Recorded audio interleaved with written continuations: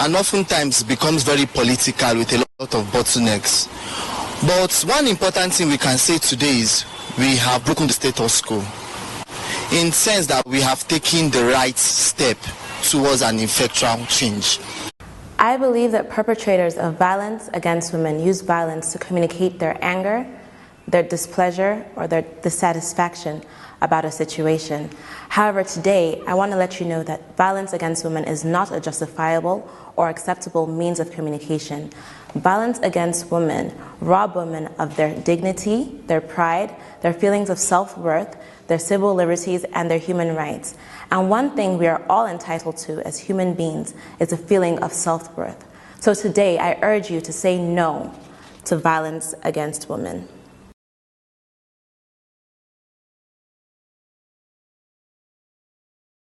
There's a conflict that goes on every day throughout homes throughout the world, in particular in Africa. When we look at the issues of domestic violence, it's what I call the secret sin, because it happens in so many families and so many communities around the world where women are just, and sometimes men actually, are not allowed to live with their own free will, with their own decisions, in peace and with respect and with dignity.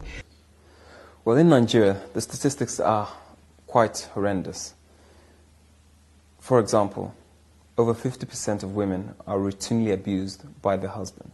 1 in every 2 women that you see walking around the street are potentially abused by their spouse.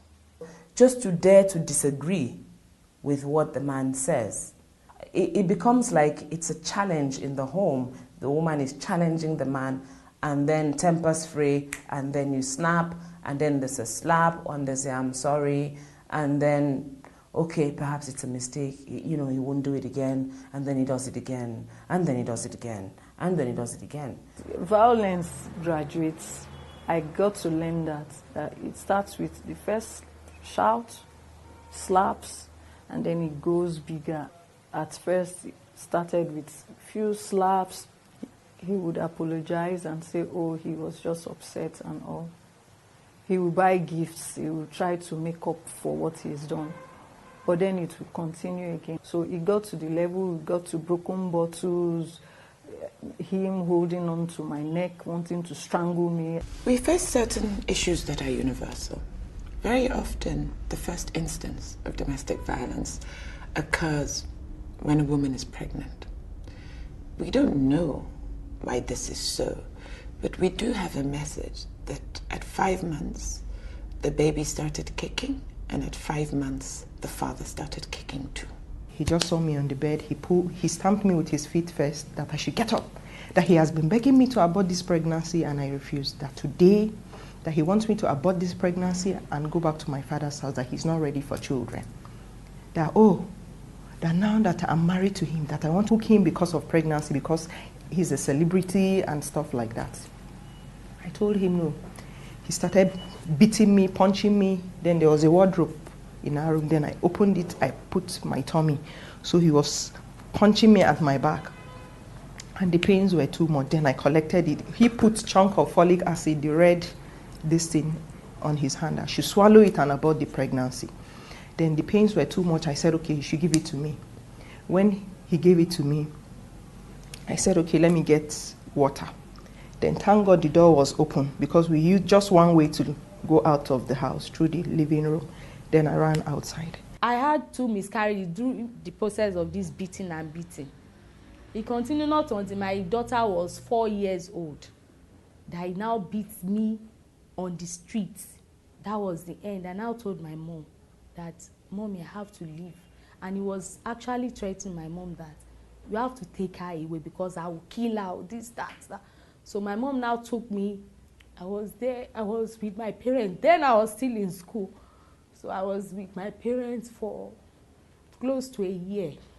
There are women who stay in marriages where they get battered, where they get kicked every day because, you know, they've been told that if they get divorced, if they leave the man, they will go to hell. But I think sometimes people should stop and use their minds, because it might be wiser. A Muslim man does not see a woman but as a companion.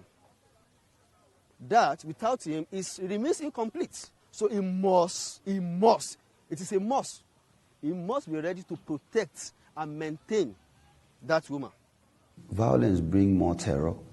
Violence brings more conflicts. It puts us under severe rage. So it is expedient for civil societies to come together, unite, to speak with one voice, irrespective of their race, irrespective of their color, irrespective of their ethnics, coming together to emphasize peace. Don't suffer in silence, and engage with those organizations, individuals that are out there that can actually help. The problem is we keep hiding things, and when things get bad, it is bad for life. You start by saying no. There's nothing wrong in saying no. World insecurity is a reflection of what we do not have in our homes. If we must speak of peace, we must speak of the peace that comes from our home first, because charity begins at home. It's not a slogan. It's what it is. I am not actually quiet about my situation. I tell people about my situation, see what I'm going through.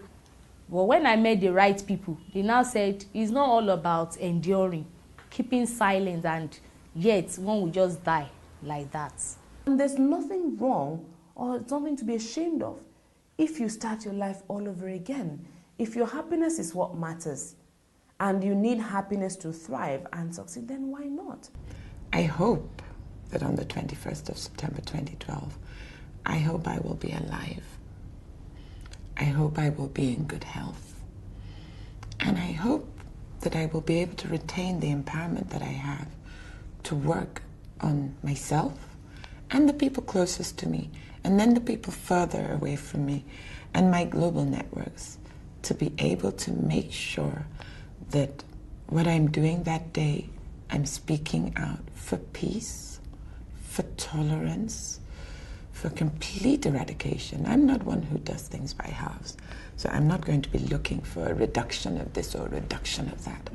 I'm looking for eradication of gender violence, eradication of maternal, newborn, and child mortality, eradication of war, eradication of terrorism, eradication of wickedness, eradication of cruelty, and the promotion of peace one day and peace every day.